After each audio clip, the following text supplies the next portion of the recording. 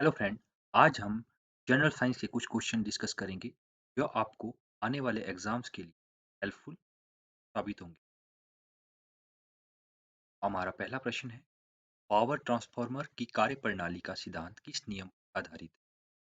Option A है Faraday का नियम, ऑप्शन बी है हुक का नियम, ऑप्शन सी है न्यूटन का नियम, ऑप्शन डी है आइंस्टीन का सिद्धांत।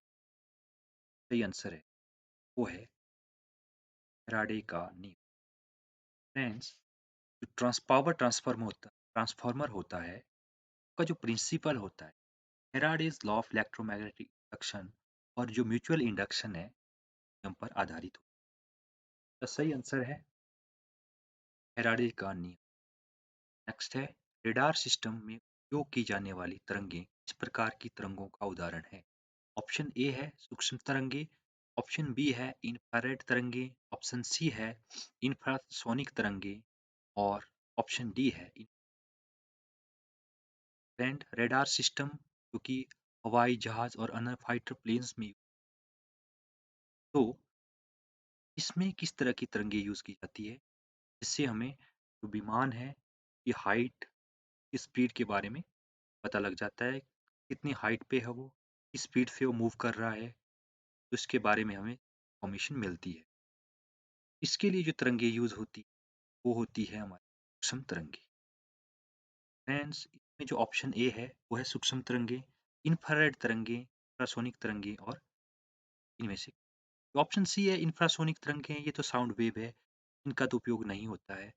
बट जो सूक्ष्म तरंगे होती है, रेडियो वेव्स होती है, माइक्रोवेव्स होती है, ये हमारे इलेक्ट्रोमैग्नेटिक स्पेक्ट्रम का एक पार्ट्स होता है। इलेक्ट्रोमैग्नेटिक स्पेक्ट्रम होता है, उसमें जो तरंगे होती है उनमें रेडियो तरंगे आती है। रेडियो तरंगों का एक पार्ट होता है माइक्रोवेव्स, वो आती है। उसके पश्चात विजिबल लाइट्स आती है, इसमें हमें कलर के बारे में पहचानने के लिए डिफरेंट डिफरेंट कलर्स की लाइट होती है। वाइट लाइट होगी, वाइट लाइट लाइट होती है, 7 कलर होते हैं, तो वो विजिबल रेंज में आती है। अवरक्त प्रकाश होता है, अवरक्त प्रकाश जो होता है जिससे हमें गर्मी का एहसास होता है। धूप में जब हम खड़े होते हैं तो हमारे में जो गर्म फीलिंग होती है अवरक्त प्रकाश से होती है, जो कि हमारे कपड़े जैसे धुले कपड़े धोने के लिए रखते हैं तो उनको भी काम आती है, अवरक्त प्रकाश होता है। और नेक्स्ट जो होता है वो एक्सरेज होती है। एक्सरे का यूज़ आप जानते हैं कि एक्सरे जो क्या होती है, जो हमारी जो बॉडी का मास होता है उससे तो पास कर जाती है, मतलब हड्डियों से पास नहीं कर पाती, तो इसलिए जो एक्सरे जब बॉडी में छोड़ी जाती है तो वो हड्डियों से हमारी रिफ्लेक्ट हो जाती है, तो हमारे जो बॉडी के अंदर कोई प्रॉब्लम्स है उससे वो पता लग जाती है। उसके बाद आती है अल्ट्रा अल्ट्रा वायलेट रेज, जो कि हम ओजोन लेयर के बारे में पढ़ते हैं। तो ओजोन लेयर जो होती है हमारे वायुमंडल में एक ऊपरी लेयर होती है जो सूर्य से आने वाली जो हानिकारक पराबैंगनी उनसे हमें बचाती है। अगर वो धरती पे एंटर हो जाएगी तो हमारी बॉडी में कैंसर जैसी और जो टिश्यूज होते हैं वो खत्म कर देगी, उनको नुकसान पहुंचे, उससे कैंसर जैसी प्रॉब्लम का खतरा होता है। और गामा रेज है, गामा रेज बहुत पावरफुल रेज होती है, इसकी फ्रीक्वेंसी तो अ, बहुत गामा रे है उसकी बहुत ज़्यादा होती है। बट रेडियो वेव्स होती है की फ्रीक्वेंसी बहुत कम होती है, बट उसकी जो वेवलेंथ होती है बहुत ज़्यादा होती है। ये वेवलेंथ ज़्यादा होने की वजह से ये जो रेडियो वेव्स होती है कम्युनिकेशन में, जैसे हमारा रिमोट होता है, टीवी रिमोट होता है, उसमें भी माइक्रोवेव। तो नेक्स्ट क्वेश्चन की ओर चलते हैं। निम्न में से कौन प्लाज्मोडियम परजीवी का वाहक है? प्लाज्मोडियम जो परजीवी है, प्रोटोजोआ है, का वाहक कौन सा है? कौन है? ए मच्छर, बी मक्खी, सी चूहा, डी ये सभी। तो प्लाज्मोडियम का वाहक का मतलब होता है जो जो प्लाज्मोडियम है, प्रोटोजोआ है, उसको फैलाने में सहायता करता है। तो इसका जो सही ऑप्शन है मच्छर। और ये मच्छर कौन सा मच्छर होता है? इस मच्छर का जो नाम है वो है एनाफ्लीज मच्छर। तो परजीवी होता है प्लाज्मोडियम, इवेक्स नाम का जो ये प्रोटोजोआ है, परजीवी है, ये मलेरिया फैलाने में तो जब ये जो मच्छर है किसी मलेरिया से ग्रसित व्यक्ति को काटता है और उसके पश्चात किसी स्वस्थ व्यक्ति को काटता है, तो जो मलेरिया का जो प्रोटोजोआ है उसके ब्लड होता है उसमें छोड़ देता है। इसकी वजह से वो स्वस्थ व्यक्ति होता है वो भी मलेरिया से ग्रसित हो जाता है। नेक्स्ट क्वेश्चन की ओर चलते हैं। चींटी के डंक में कौन सा अम्ल पाया जाता है? ऑप्शन ए है सिट्रिक अम्ल, ऑप्शन बी है एस्टिक अम्ल, ऑप्शन सी है मिथेनोइक अम्ल, ऑप्शन डी है लैक्टिक अम्ल।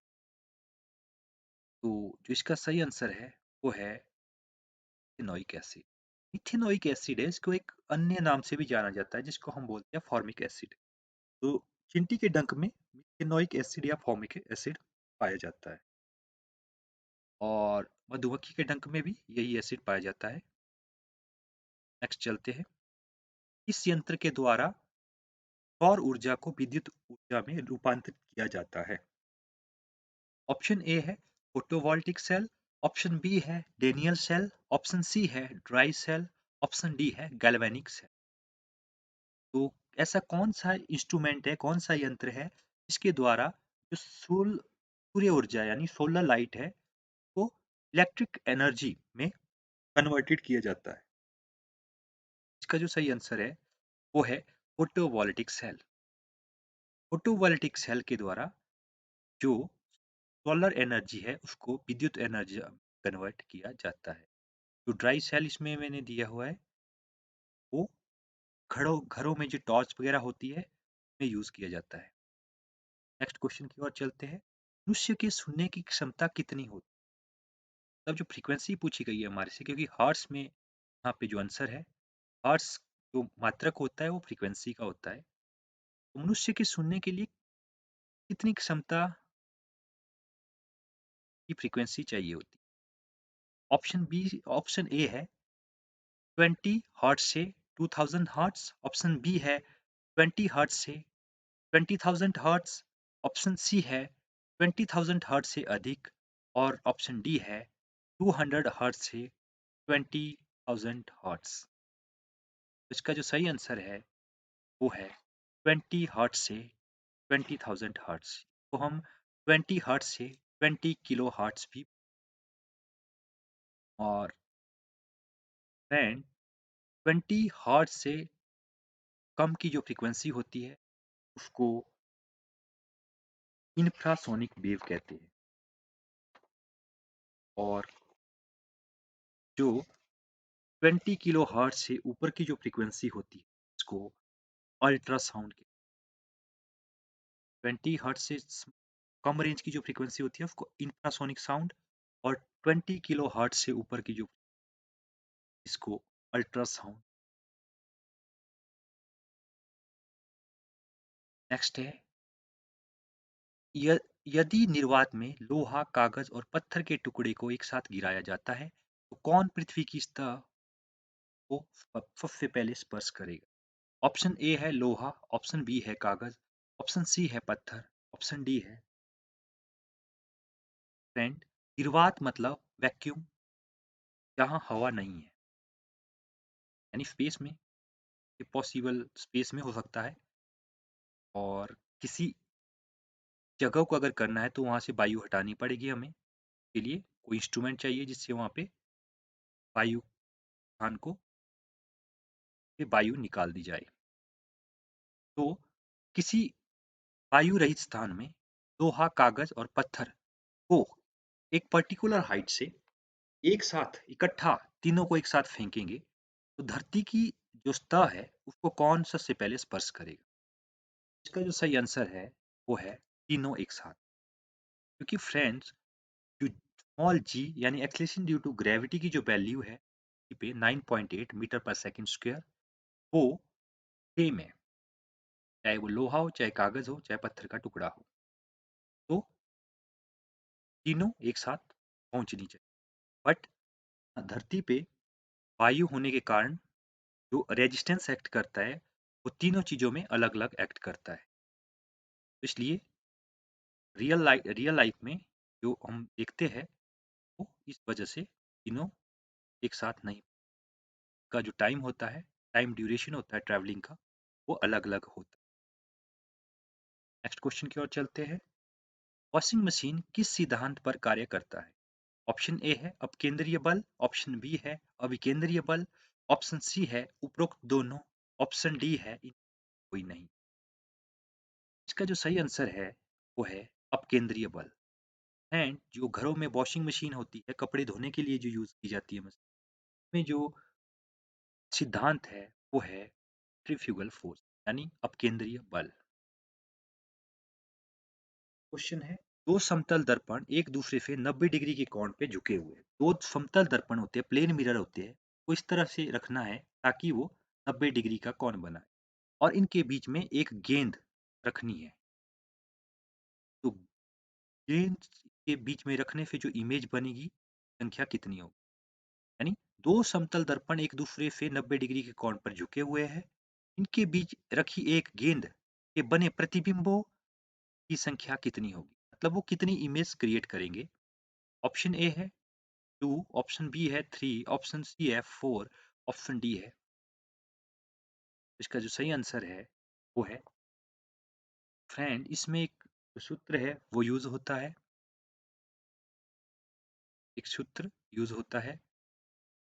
तो जो सूत्र है वो है कि 360 अपॉन थीटा माइनस 1। 360 यानी 360 बटा थीटा, यहाँ पे 90 डिग्री है, 90 डिग्री है। 90 को जब हम 360 से भाग करेंगे तो हमारे पास आंसर आता है 4। 4 में से 1 घटाएंगे, हमारे पास आंसर आता है। इसका सूत्र है 360 अपॉन थीटा माइनस, का जो आंसर आएगा वो होगा 3। प्यूफ ग्रंथि मानव शरीर के किस अंग में स्थित होती है?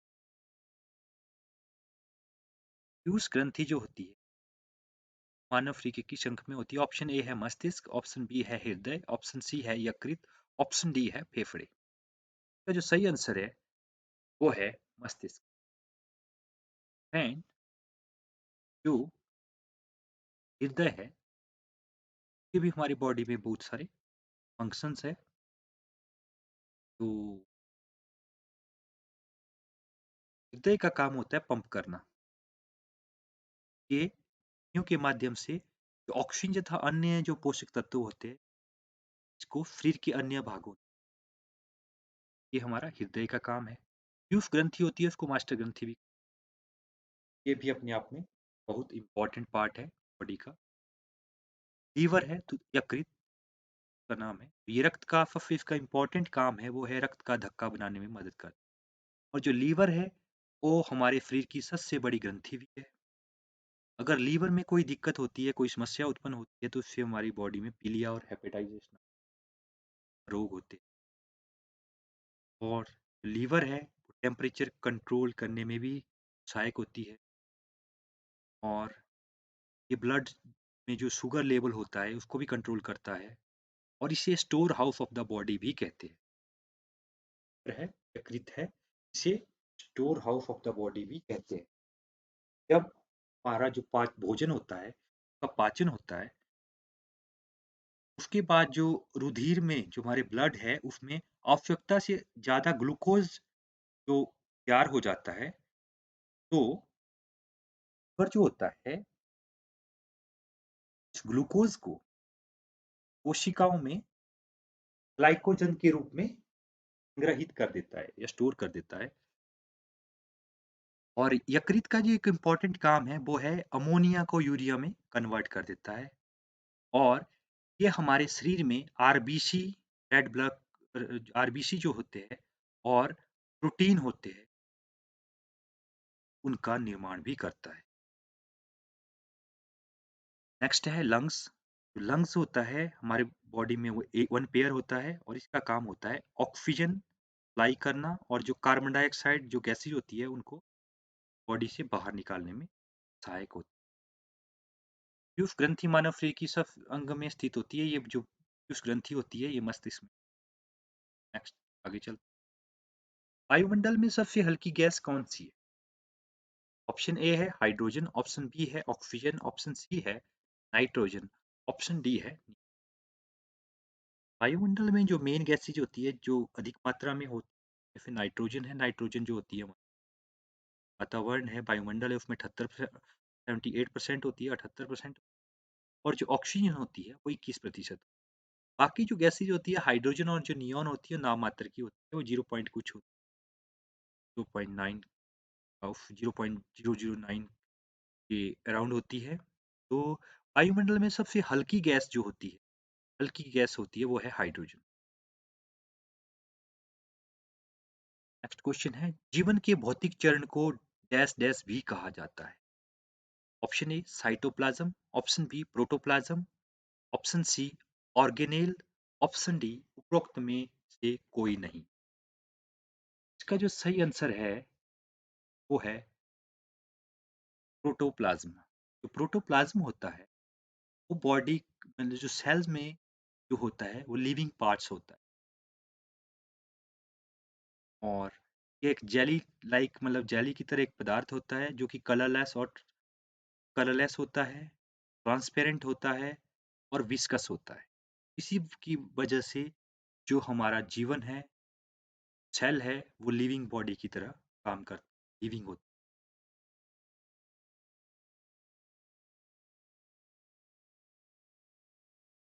नेक्स्ट जो क्वेश्चन है, साबुन को जल में घोलने पर जल के पृष्ठ तनाव पर क्या प्रभाव? पृष्ठ तनाव यानी सरफेस टेंशन। ऑप्शन ए बढ़ जाता है, ऑप्शन बी घट जाता है, ऑप्शन सी समाप्त हो जाता है, ऑप्शन डी अपरिवर्तित रहता है। तो इसका जो सही आंसर है वो है घट जाता है। साबुन में जो झाग बनता है और बुलबुले टाइप फॉर्म होते हैं वो इस पृष्ठ तनाव के घट जाने की वजह। और जो सरफेस टेंशन है उसका एक अच्छा फायदा और भी है, जैसे मच्छरों में कई बार मच्छरों का लार्वा होता है वो पानी में तैरता रहता है। तो अगर हम वहां पे मिट्टी तेल फेंक देते हैं तो जो पानी की जो सरफेस टेंशन होती है वो चेंज हो जाती है, जिसकी वजह से वो जो लार्वा होता है पानी के ऊपर जो तैरता रहता है वो पानी में डूब जाता है और जो लार्वा होता है वो मर जाता है। नेक्स्ट क्वेश्चन की ओर चलते हैं। तेल दीप में बत्ती का तेल किस कारण ऊपर उठता है? जो बत्ती वाली लालटेन होती है उसमें जो तेल होता है वो ऊपर कैसे चढ़ता है? ऑप्शन ए दाब अंतराल के कारण, बी कोशिकत्व क्रिया के कारण, ऑप्शन सी है तेल की नीमन श्यानता के कारण, ऑप्शन डी है गुरुत्व बल के कारण। तो इसका जो सही आंसर है वो है कोशिकत्व क्रिया के कारण। कोशिकत्व क्रिया के कारण का एक और एग्जाम्पल भी है, जैसे पेड़ों में जो जमीन से जो पानी होता है उनके पत्तों तक जो पहुंचता पहुंचता है वो भी इसी क्रिया के द्वारा पहुंचता है। और ये बहुत सारे एग्जाम्पल हैं।